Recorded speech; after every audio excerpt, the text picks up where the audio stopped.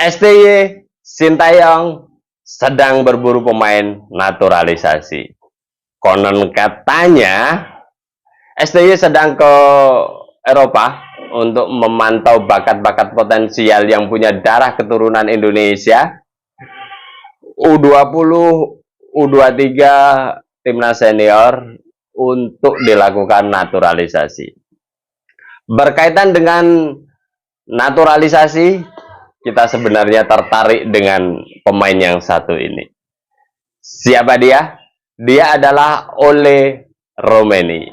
Ya, di salah satu media, Ole Romeni mengatakan minatnya, tertarik untuk dinaturalisasi dan siap bermain untuk timnas Indonesia. Lalu siapa sosok Ole Romeni ini? Ya, kali ini saya harus baca karena ini berkaitan dengan data ya.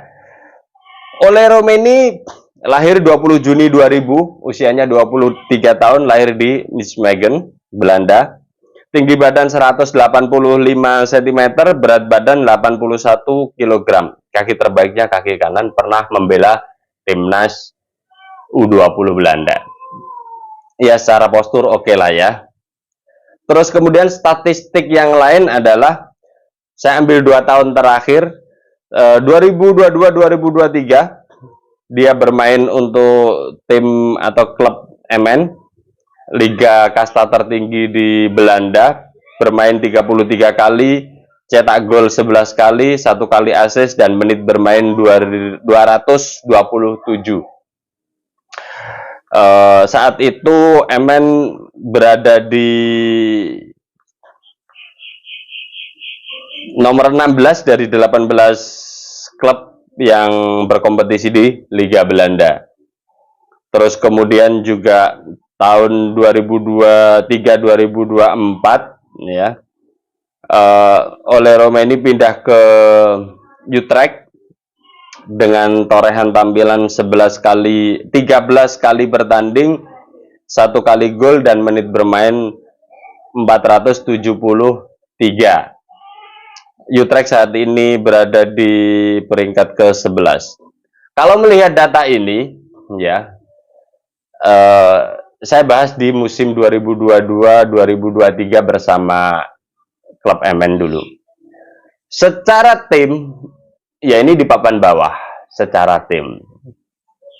Akan tetapi, pemain yang satu ini berarti kalau sekarang usianya 23 tahun, saat ini itu usia 2 tahun kemarin dia 21 ya, masih muda.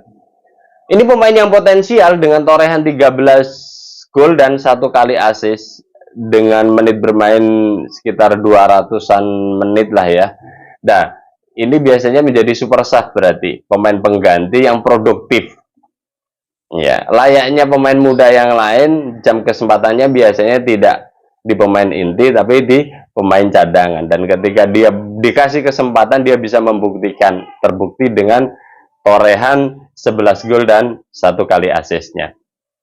Dengan melihat potensi tersebut, bisa jadi Utrecht, oh ini pemain yang lumayan keren nih gitu. Terus kemudian bermainlah untuk Utrecht.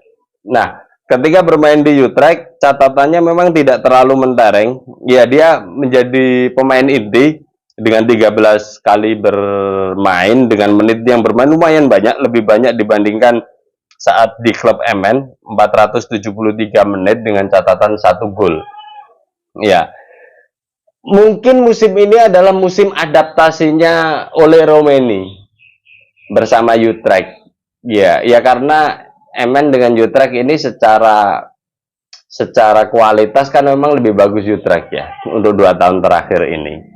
Nah, dia bermain untuk ya lebih kompetitif, pemain-pemainnya jauh lebih bagus dan sebagainya, sehingga bisa jadi ini adalah musim pertamanya yang harus adaptasi, dan ya keinginan membuktikan diri mungkin bisa jadi butuh waktu lebih ya.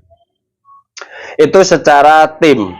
Terus kemudian, nah ini secara individu menarik, saya kutip dari Ice Soccer.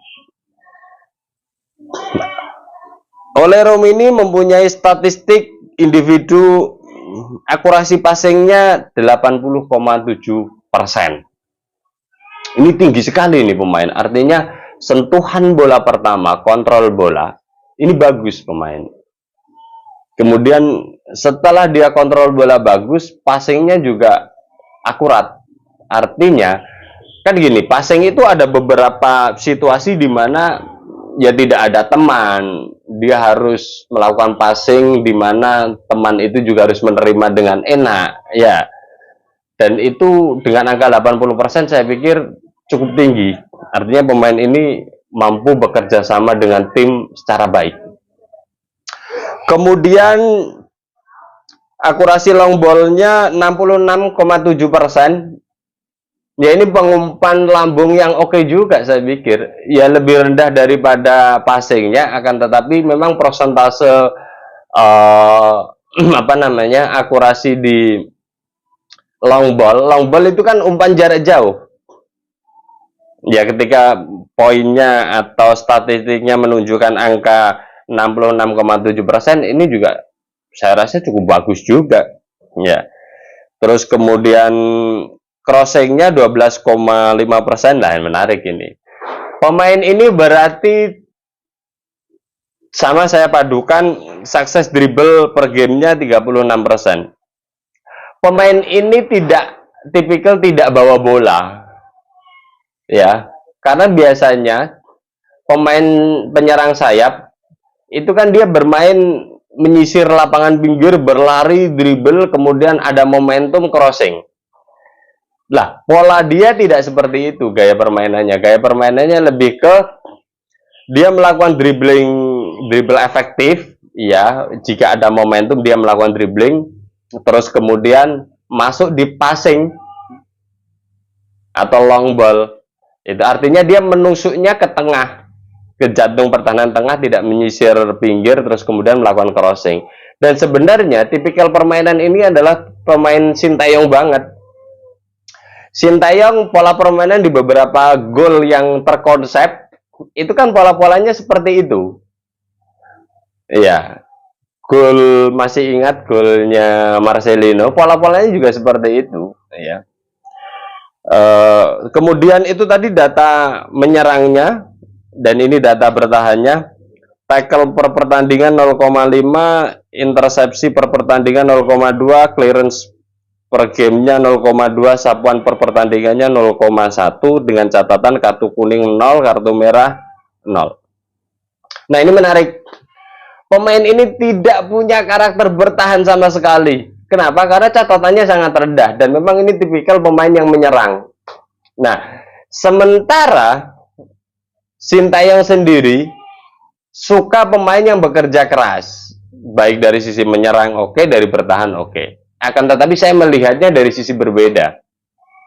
Ya, Sintayong mencari tipikal-tipikal pekerja keras bisa keduanya, menyerang dan bertahan, karena ya kondisi pemain kemarin masih lemah. Artinya endurance menjadi kekuatan utama Sintayong. Pemain harus berlari, menutup dan sebagainya, sehingga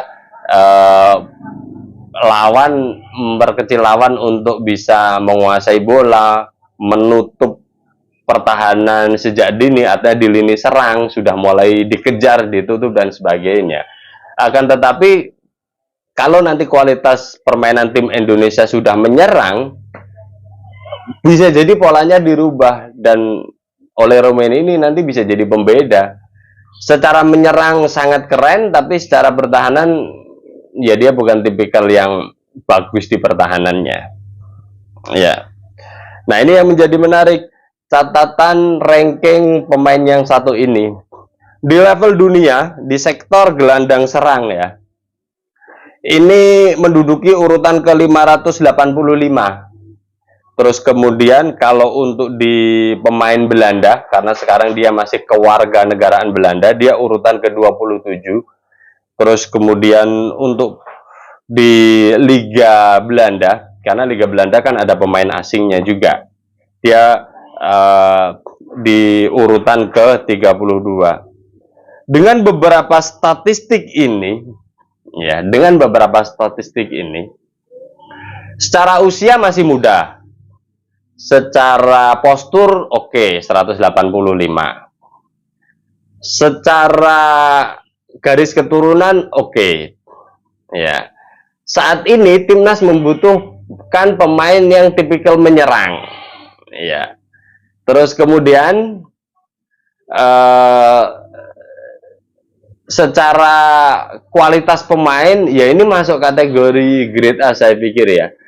Dengan capaian di 2 klub terakhir tadi, itu artinya pemain ini layak untuk direkomendasikan ditindaklanjuti. Usianya masih muda, taruhlah 23 tahun. Kalau dia produktif sampai di angka 33 sampai 35 tahun, maka pemain ini masih bisa dipakai 7 sampai 10 tahun kemudian. Dan catatan ini menarik. Saya melihat sekilas, tapi saya belum melihat detail. Catatan statistik ini jauh lebih baik dibandingkan Orat Mangun dan Tom Haye.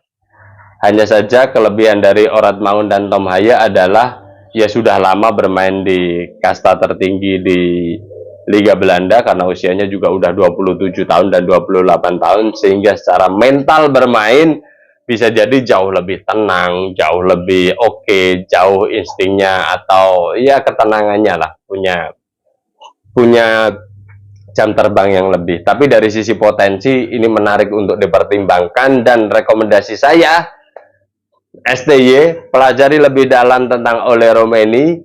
Semua bisa berubah, mumpung dia bersedia untuk dinaturalisasi, maka PSSI segera bergerak mencari tahu pemain yang satu ini.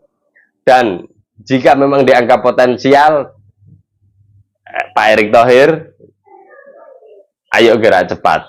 Ole Romeni menjadi penambah kekuatan timnas senior. Nantikan update video selanjutnya bersama saya, Setia Uban. Thanks for watching.